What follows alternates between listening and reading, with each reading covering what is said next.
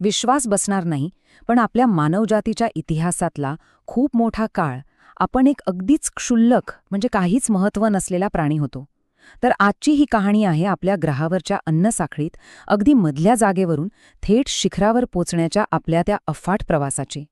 जरा विचार करा.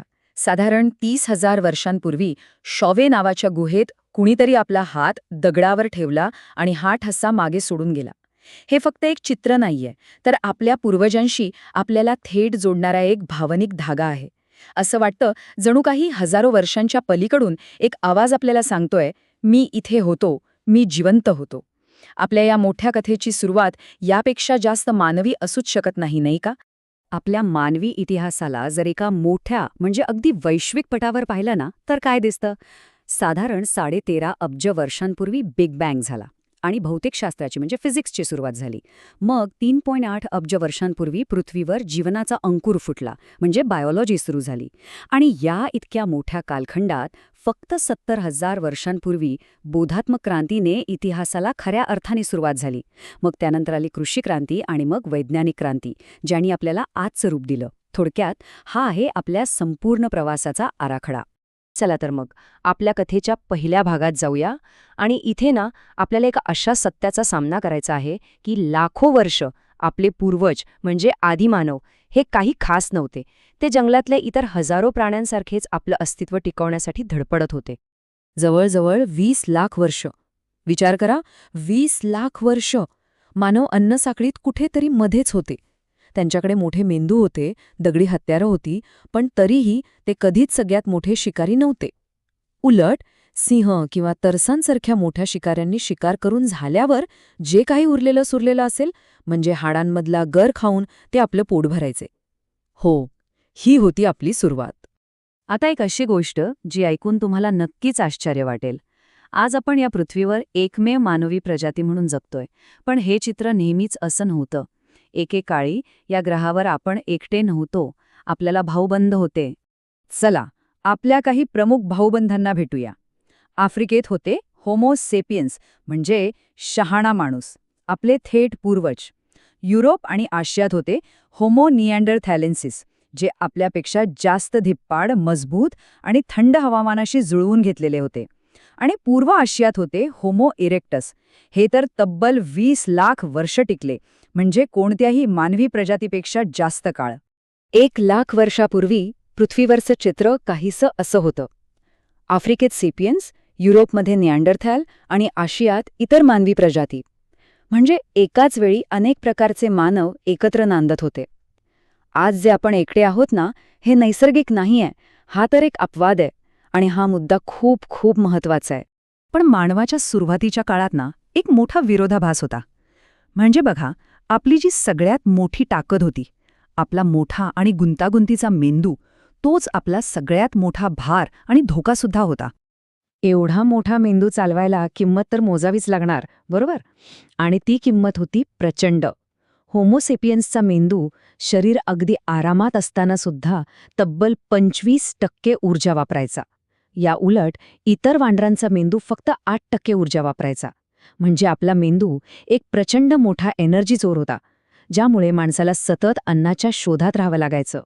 याचा सरळ सरळ अर्थ काय होतो की मानवाने शारीरिक ताकदीऐवजी मेंदूच्या ताकदीत गुंतवणूक केली. आपली ऊर्जा स्नायूंमधून थेट न्यूरॉन्सकडे वळवली. यामुळेच बघा, एक चिंपांजी तुमच्याशी वाद जिंकू शकत नाही, हे खरंय, पण तो एका माणसाला चिंध्यांसारखं फाडू शकतो. त्या काळातल्या मोकळ्या मैदानात ही एक खूपच धोकादायक तडजोड होती. आणि ओझं फक्त मेंदूचंच नव्हतं. 2 पायांवर सरळ चालण्याची सुद्धा मोठी किंमत चुकवावी लागली. पाठदुखी आणि मानदुखी तर जणू 5वीलाच पुजलेली होती. पण स्त्रियांसाठी हे आवाहन अजूनच मोठं होतं. त्यांची कंबर अरुंद झाली, ज्यामुळे बाळंतपण खूपच धोकादायक बनलं. आणि याच कारणामुळे मानवी बाळं इतर प्राण्यांच्या तुलनेत खूपच अपरिपक्व आणि असहाय्य अवस्थेत जन्माला येऊ लागली. एका लेखकाने याचं वर्णन खूप सुंदर केलंय. ते म्हणतात, मानव गर्भाशयातून जणू भट्टीतील वितळलेल्या काचेसारखे बाहेर येतात. त्यांना आश्चर्यकारक स्वातंत्र्याने घडवता येतं. आणि खरंच आहे, आपला हा जो अपरिपक्व जन्म आहे ना, तोच आपल्याला शिक्षण आणि संस्कारांसाठी तयार करतो. आणि यामुळेच आपण पृथ्वीवरचे सगळ्यात जास्त सामाजिक आणि सतत काहीतरी शिकणारे प्राणी बनलो आहोत. आता बोलूया त्या एका तांत्रिक उडीबद्दल ज्याने सगळं काही बदलून टाकलं, आणि ते म्हणजे अग्नीवर मिळवलेलं नियंत्रण. अग्नीमुळे आली स्वयंपाकाची क्रांती. अन्न शिजवल्यामुळे काय झालं, ते पचायला सोपं झालं आणि त्यातले जंतूही मरू लागले. याचा परिणाम काय झाला तर बघा, जिथे चिंपांझी कच्चं अन्न चघळण्यात दिवसाचे 5-5 तास घालवतात, तिथे माणसांना फक्त 1 तास पुरू लागला. कमी चघळल्यामुळे आतडी लहान झाली, त्यांची ऊर्जेची गरज कमी झाली, आणि ही जी वाचलेली ऊर्जा होती ती थेट त्या भुकेल्या मेंदूकडे गेली. म्हणजे अग्नीने नकळतपणे आपल्या मेंदूची ऊर्जेची समस्याच सोडवली होती. कमाल आहे ना? अग्नी ही मानवाने ताब्यात घेतलेली पहिली अशी शक्ती होती जी त्याच्या शारीरिक ताकदीच्या पलीकडची होती. म्हणजे विचार करा, एका लहानशा ठिणगीने एक माणूस अख्खं जंगल जाळू शकत होता. ह्या एका शोधामुळे मानव आणि इतर प्राणी यांच्यात एक कधीही न भरून येणारी दरी तयार झाली. तर मग काय झालं? मोठा मेंदू आणि अग्नीवरचं नियंत्रण या 2 गोष्टींमुळे मानवजातीने अन्नसाखळीत एक धक्कादायक आणि खूप वेगवान झेप घेतली. पण ह्या अचानक मिळालेल्या सत्तेचे परिणाम काय झाले असतील? याचं वर्णन असं केलं जातं की सेपियन्स म्हणजे एखाद्या बनाना रिपब्लिकच्या हुकुमशहांसारखे आहेत. नुकतेच खालच्या स्तरातून वर आल्यामुळे ते आपल्या स्थानाबद्दल सतत भीतीने आणि चिंतेने ग्रासलेले असतात. सिंह किंवा शार्क लाखो वर्षांपासून सर्वोच्च स्थानी आहेत. त्यांच्यात एक आत्मविश्वास आहे. पण आपण इतक्या झपाट्याने वर पोचलो की आपल्याला आणि पर्यावरणाला जुळवून घ्यायला वेळच मिळाला नाही. आणि हीच भीती आपल्याला जास्त क्रूर आणि धोकादायक बनवते. एक प्रश्न उरतोच. जेव्हा सेपियन्स आफ्रिकेतून बाहेर पसरले तेव्हा इतर मानवी प्रजातींचं काय झालं? ह्याबद्दल 2 मुख्य थिअरीज आहेत. पहिली आंतरप्रजनन थिअरी, म्हणजे सेपियन्सनी त्यांच्याशी लग्न केली, प्रजनन केलं आणि त्या प्रजाती सेपियन्समध्येच विलीन झाल्या. दुसरी थिअरी आहे रिप्लेसमेंट थिअरी, ज्यानुसार सेपियन्सनी त्यांना स्पर्धेतून किंवा थेट लढाई करून संपवून टाकलं. आता हा वाद अनेक वर्ष चालू होता, पण 2010 मध्ये जेनेटिक्सने म्हणजे अनुवंशिकशास्त्राने एक बॉम्बच टाकला. असं कळलं की युरोप आणि मध्य पूर्वेतील आधुनिक माणसांच्या डीएनएमध्ये 1 ते 4% डीएनए हा चक्क निएंडरथॅलचा आहे. आणि ही फक्त सुरुवात होती. लवकरच शास्त्रज्ञांना आढळलं की आधुनिक मेलेनेशियन आणि ऑस्ट्रेलियन आदिवासीमध्ये 6% डीएनए हा डेनिसोव्हेन्स नावाच्या एका वेगळ्याच मानवी प्रजातीचा आहे.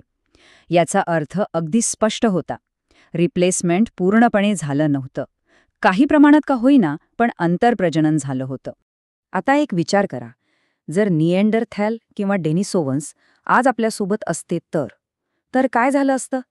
अमेरिकेच्या स्वातंत्र्याचा जाहीरनामा हे सत्य मानू शकला असता का, की जीनस होमोचे म्हणजे सर्व मानववंशाचे सदस्य समान आहेत?